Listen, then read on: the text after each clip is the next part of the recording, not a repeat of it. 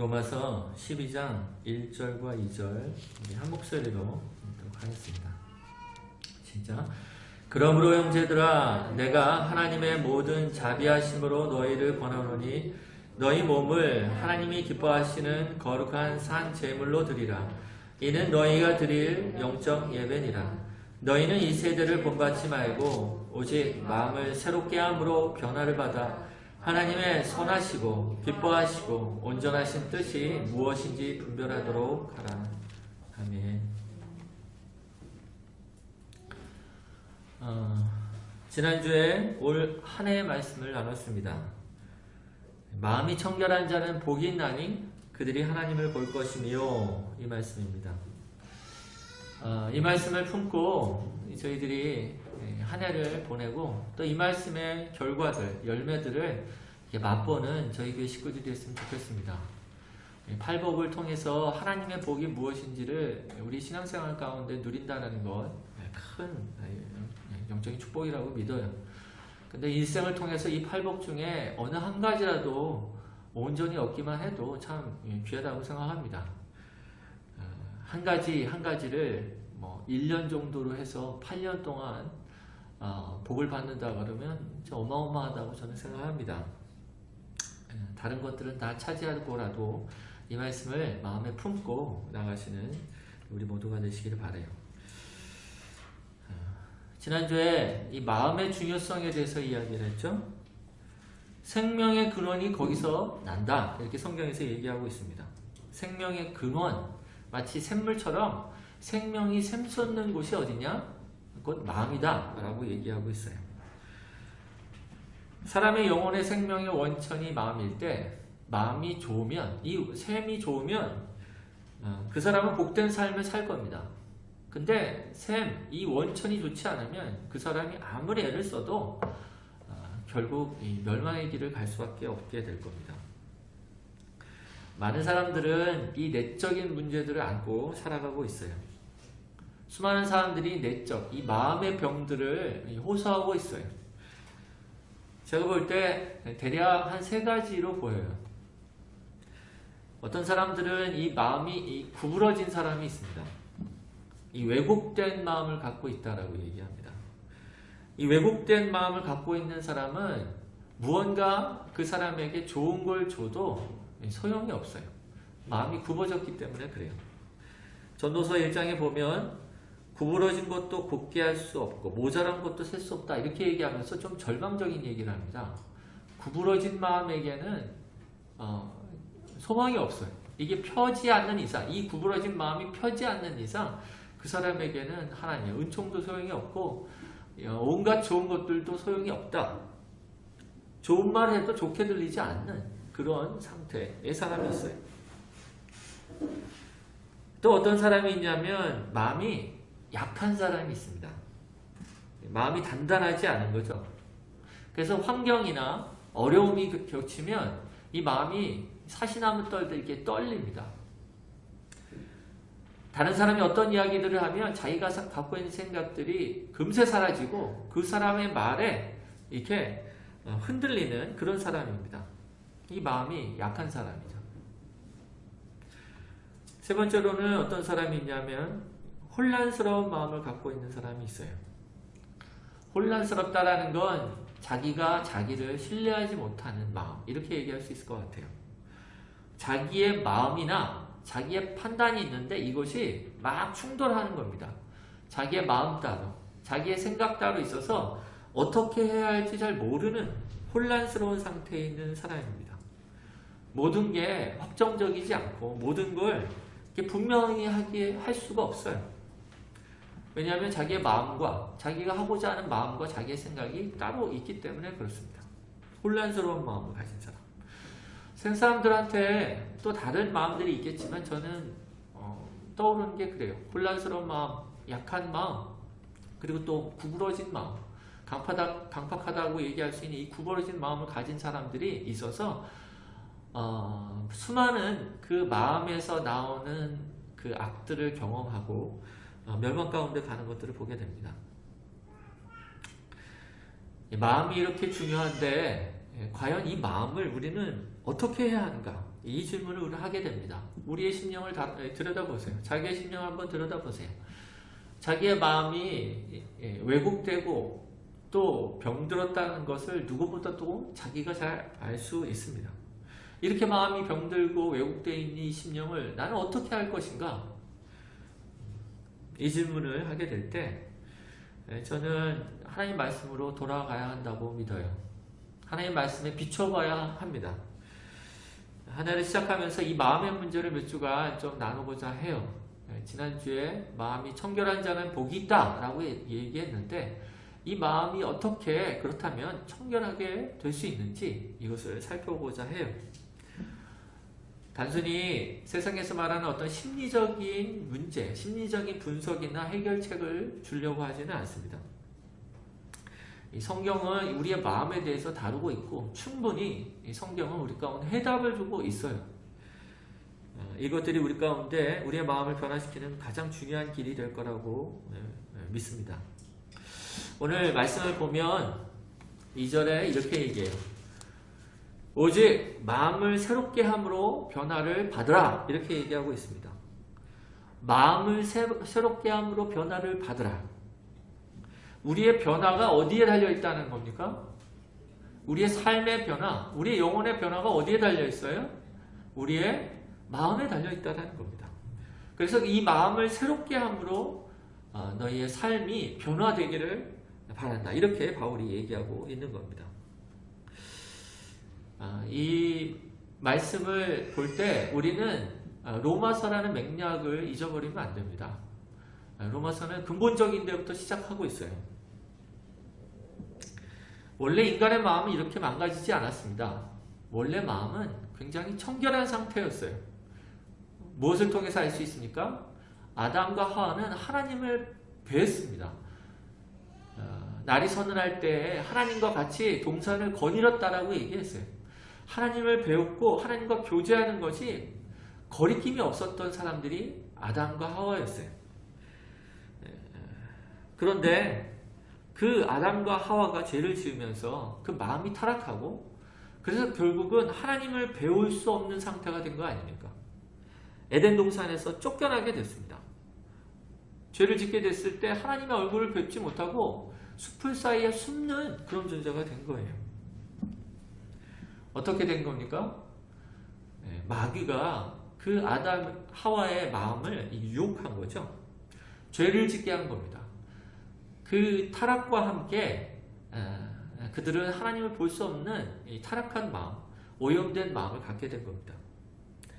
그런데 우리가 잘 생각해야 되는 건 뭐냐면 아담과 하와가 단순히 타락했기 때문에 하나님의 얼굴을 보지 못한 것이 아니라 타락과 함께 그 마음이 타락해서 그 마음이 하나님을 뵐 수 없는 상태가 되었다는 것을 보기를 바라요. 어쩌면 이 실행하기 전에 그 마음이 먼저 타락했다 이렇게 얘기할 수도 있습니다. 창세기 3장 6절에 보면 사과를 먹기 전에 품은 마음이 뭡니까? 먹음직도 하고 보암직도 하고 지혜롭게 할 만큼 탐스럽게도 한 나무인지라 라고 이 마음이 왜곡되기 시작했어요. 마귀의 그 속임수에 의해서 하나님께서 가르쳐 주신 원래의 이거는 다가서는 안 돼, 넘어서는 안 될 나무라고 이렇게 보고 있었는데 마귀의 유혹에 의해서 갑자기 이거를 먹고 싶은 나무로 마음이 바뀐 거예요. 전에는 쳐다보면 근처가지 말아야지 이런 마음을 가서 있었다면 갑자기 눈이 홀리면서 이 사과를 뚫어져라 쳐다보게 된 이 마음의 변화가 그들 가운데 먼저 있었던 거예요. 그들은 이 마음의 타락 그리고 그 결과로 변화돼서 죄 짓는 영혼이 되었습니다.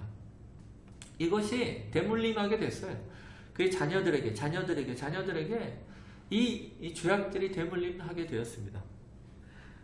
수많은 사람들이 무섭게 타락했습니다. 타락이 타락을 낳고 그래서 타락이 관영하였다 이렇게 성경을 하고 있어요. 이것에 대해서 하나님은 한탄하시고 창세기 6장 5절에 이렇게 얘기하십니다. 여호와께서 사람의 죄악이 세상에 가득함과 그의 마음으로 생각하는 모든 계획이 항상 악할 뿐임을 보시고 그들의 마음이 악해졌습니다. 그래서 하나님께서는 노아의 가족을 제외하고는 홍수로 온 세상을 이렇게 쓸어버리지 않을 수 없게 된 거예요. 로마서 1장에는 인류의 상태에서 이렇게 얘기합니다. 21절 하나님을 알되 하나님을 영어롭게도 아니하며 감사하지도 아니하고 오히려 그 생각이 허망하여지며 미련한 마음이 어두워졌나니 이렇게 얘기해요. 온 인류의 상태를 이렇게 얘기하고 있어요. 마음이 미련해졌다. 마음이 미련해진 것들 때문에 마음으로 봐야 하나님을 볼 수 없는 캄캄한 상태가 되었다. 미련한 마음이 어두워졌다. 이렇게 얘기하고 있어요. 마치 태양빛이 찬란하게 비치고 있어도 빽빽한 구름이 새카맣게 몰려올 때에는 온 세상이 어두워지는 것과 같은 겁니다. 하나님이 보이지 않는 거예요. 마음이 타락한 자들 가운데 하나님이 보이지 않는 겁니다. 그래서 인간이 경험하는 모든 악과 곤란의 문제에는 이 마음의 타락이 놓여 있습니다.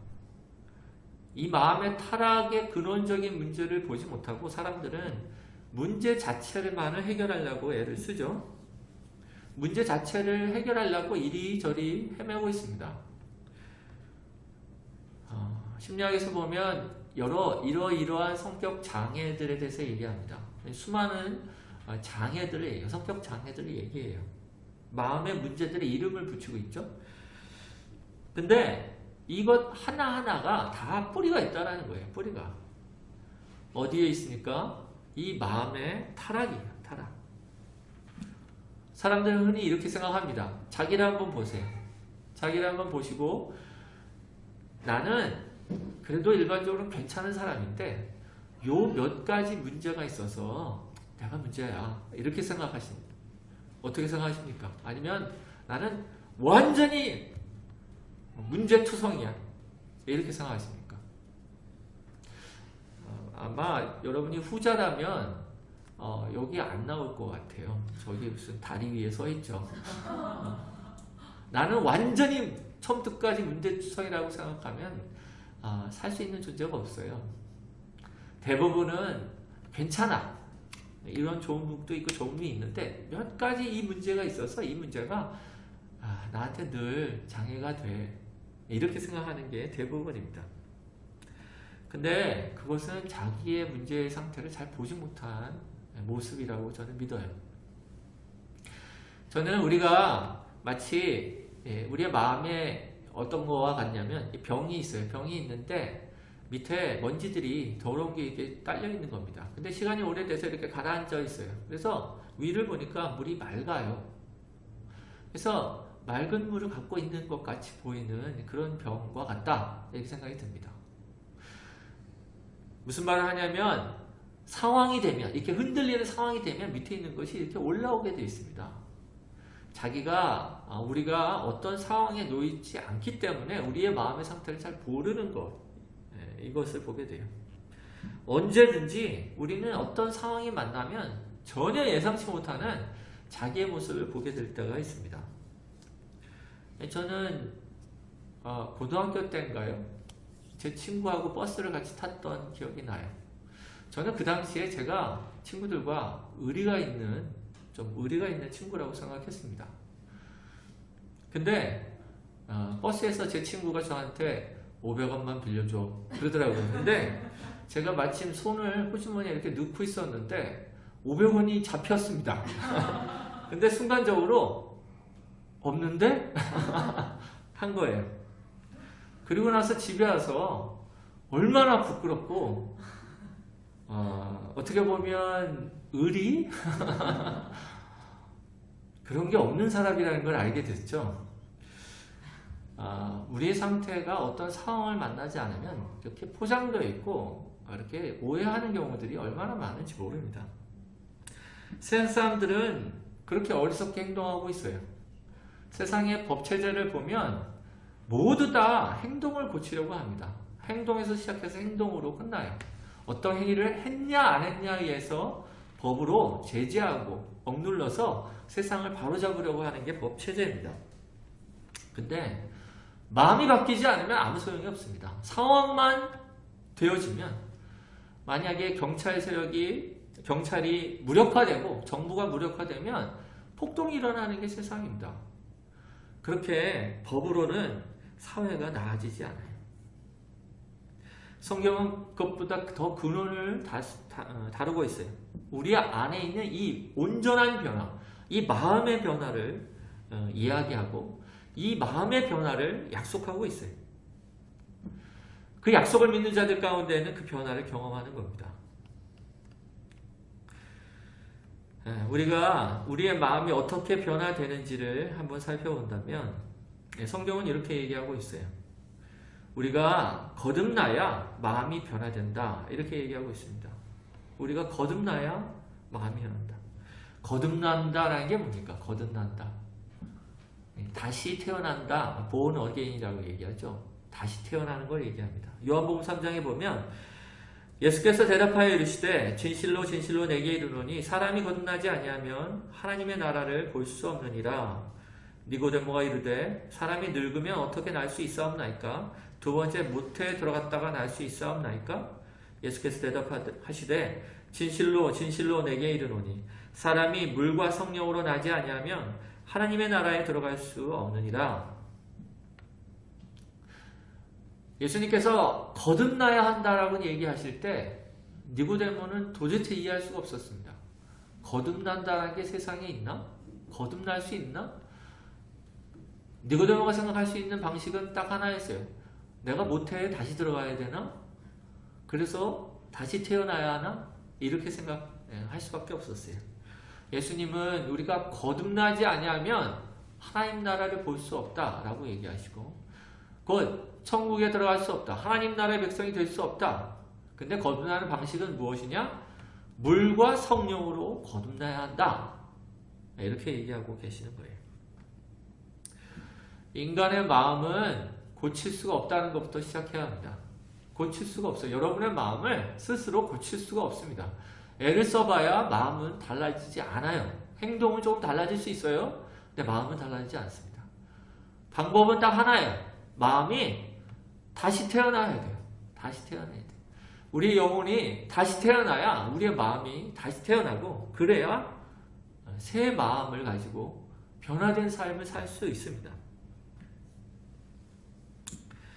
우리가 예수 그리스도를 영접할 때 우리 안에 새 마음을 주세요.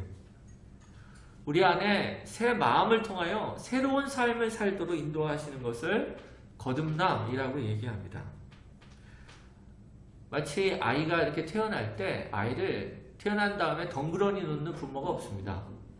아이를 돌보죠. 그런 것처럼 우리가 거듭날 때, 다시 태어날 때 하나님은 성령으로 우리 가운데 찾아오셔서 우리 안에 성령을 주시고 성령을 통해 우리를 돌보십니다. 어린아이 같은 저희를 돌보세요. 에스겔서 36장 26절에 보면 또 새 영을 너희에 두고 이렇게 성령을 너희 가운데 두시겠다라는 약속을 주세요. 근데 성령을 두시고 또 뭐를 주시냐면 새 마음을 너희에게 주되 너희 육신에서 굳은 마음을 제거하고 부드러운 마음을 줄 것이며 라고 얘기하면서 성령께서 우리 마음 가운데 새 마음을 주셔서 새로 변화된 삶을 살도록 우리를 인도하신다. 이렇게 얘기합니다. 이 놀라운 거 아닙니까?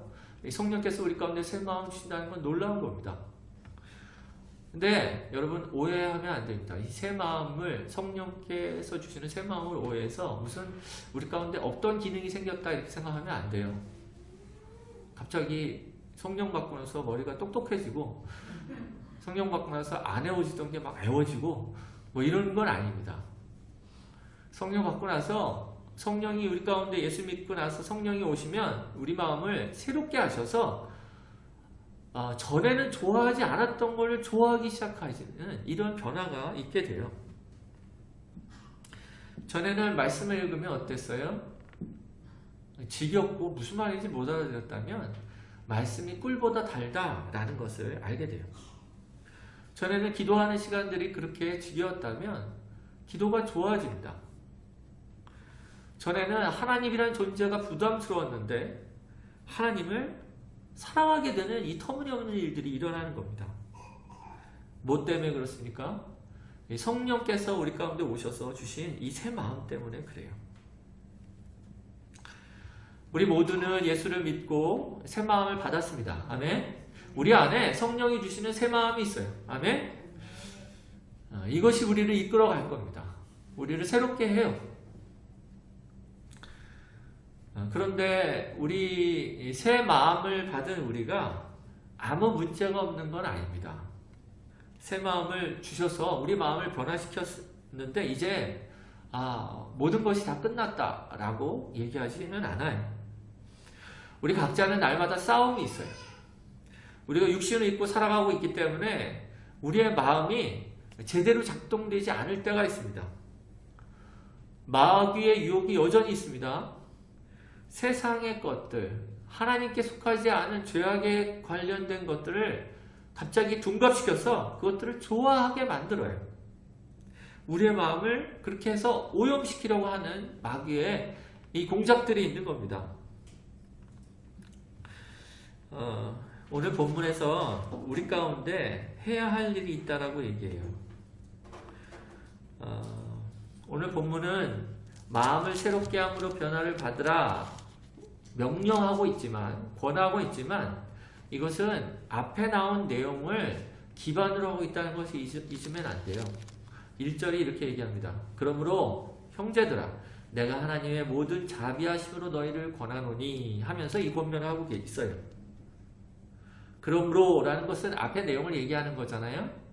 1장부터 11장까지의 내용 이렇게 하는 것이다. 그러므로 라고 얘기하는 겁니다. 그러니까 1장부터 11장까지 이 구원의 길들, 예수 안에 들어오게 됐을 때 얻게 되는 이 생명의 길들, 이것이 우리 가운데 있으므로 어떻게 하라는 거예요? 가만히 있으라는 겁니까? 너희 마음을 새롭게 해서 변화를 받으라 이렇게 얘기하고 있어요. 이게 모순된 게 아닙니다. 이미 새롭게 하셨는데 또 새롭게 하라고요? 이 모순된 것 같이 보이지만 모순된 게 아닙니다. 마치 어떤 사람에게 음악적 재능이 없다고 합시다. 목소리가 별로 이렇게 음감도 없고 박자감도 없어요. 그래서 전에 노래를 하면 이 노래가 무슨 노래지? 이렇게 알아보기 어려웠던 사람의 노래라면 하나님께서 그 사람에게 음감을 줬다고 합시다. 아까 말에 의하면 좀 적절하지 않은 비유가 아니네요. 음감을 줬다고 합시다. 박자감도 줬다고 합시다. 이제 그 사람은 노래를 열심히 연습하기만 하면 돼요. 음감과 박자감이 있다고 해서 그 사람이 자동적으로 파버로티처럼 노래를 잘할 수 있게 되는 건 아닙니다. 그가 갖고 있는 이 기능을 잘 사용해서 노래를 연습하면 노래를 잘할 수 있게 되는 마치 그런 것과 같다. 이렇게 얘기할 수 있어요. 이전에는 하나님을 볼 수 있는 눈 자체가 어두워져 있었습니다. 그런데 예수 그리스도를 믿고 성령께서 우리 가운데 오셔서 새 마음을 주셨어요. 그래서 이제는 하나님을 볼 수 있는 눈이 열렸어요. 이제 어떻게 해야 합니까? 뭘 해야 돼요? 하나님을 봐야죠. 하나님을 봐야 합니다. 우리가 하나님을 볼 때 우리 영혼의 회복과 우리 영혼의 어두움들이 떠나가고 새롭고 생명을 얻는 이 일들이 일어나요. 그래서 우리는 하나님을 봐야 합니다. 이 일들이 없으면 사실 눈이 떴다 해도 소용이 없는 거예요. 그래서 바울은 우리 가운데 새롭게 하셨으니 이제 마음을 새롭게 함으로 변화를 받으라 이렇게 얘기하고 계시는 거예요. 오해하지 말아야 합니다. 그건 뭐냐면 우리가 우리의 힘과 노력으로 우리의 마음을 변화시키라라고 얘기하는 게 절대로 아니에요. 하나님이 이제 하셨으니까 이제 우리 차례가 됐다라고 얘기하는 것도 아닙니다. 이것은 오히려 하나님께서 회복하게 하셨다는 걸 믿으라는 거예요. 내 마음이 바뀌었고 새 생명으로 바뀌어서 이제 하나님을 보면 된다라는 것으로 너의 믿음을 바꾸라는 겁니다. 계속적으로 내 마음을 새롭게 하셨다는 이 사실을 믿고 하나님께 나아가라 라는 거예요. 이 변화를 받아 라고 얘기하는 헬라어는 시제가 있어요. 시제가 현재 수동 명령형입니다.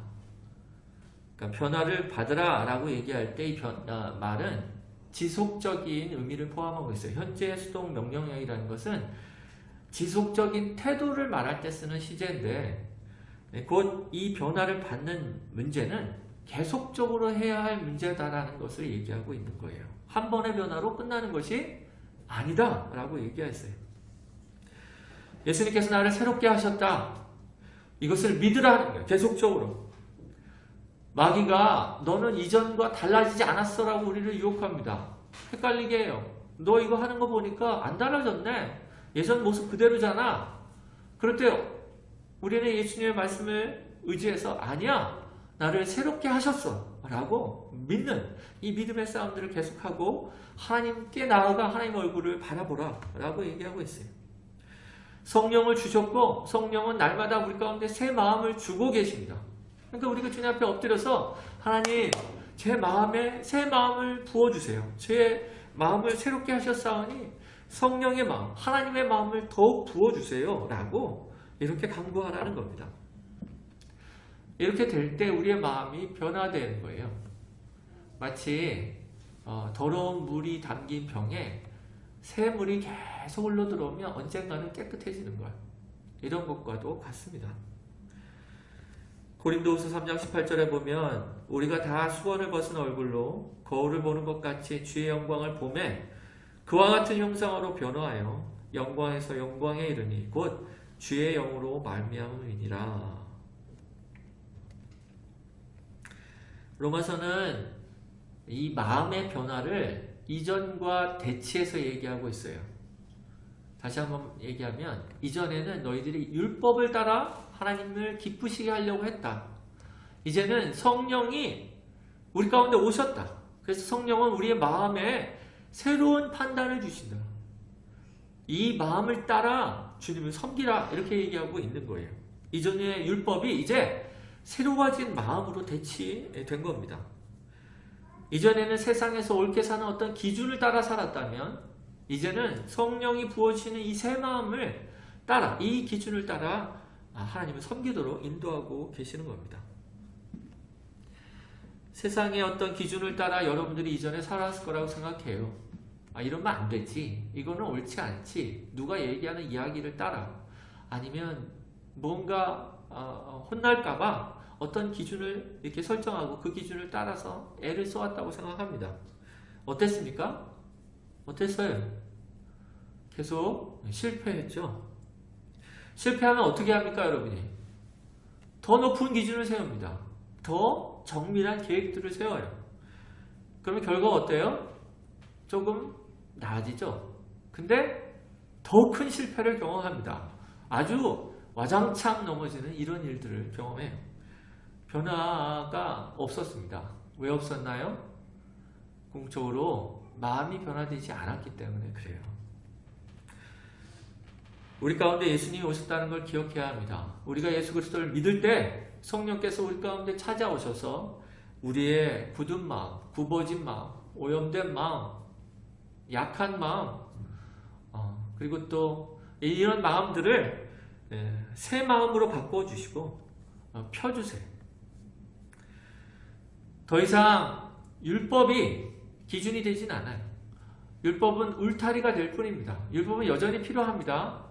우리가 어떤 커다란 외곽에 둘러싸여 있는 울타리처럼 저기는 넘어가면 안 된다 라는 큰 경계는 돼요. 단순한 경계는 되지만 날마다 주님과 동행하면서 선한 열매를 맺고 우리의 마음의 변화를 얻는 데까지는 이르지 못하게 하는 것이 율법입니다.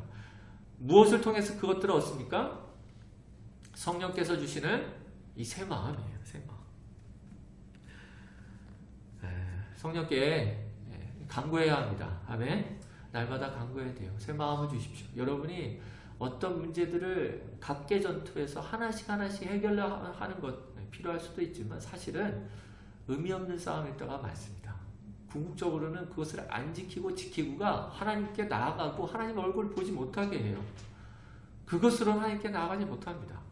성령께서 우리의 마음을 새롭게 하시는 것. 그래서 그것들 하나님의 법을 즐거워하고 하나님을 사랑하는데 우리의 마음이 변화되지 않고는 하나님께 나아가 하나님의 얼굴을 배울 수가 없어요. 참된 은혜의 길, 변화된 길, 이것은 먼 겁니다. 날마다 우리가 변화를 받는 것, 지속적으로 변화를 받는 것, 성령의 도우심을 받아 변화를 받는 것, 이것을 해나가는 저와 여러분 되기를 바라요.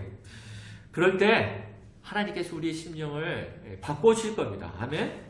이 기쁨과 감격으로 더 나아가서 참된 복, 하나님의 얼굴을 배우는 이 복을 누리게 하실 줄 믿습니다. 이 복을 받으시는 우리 교회 식구들 모두가 되기를 주님의 이름으로 축원합니다.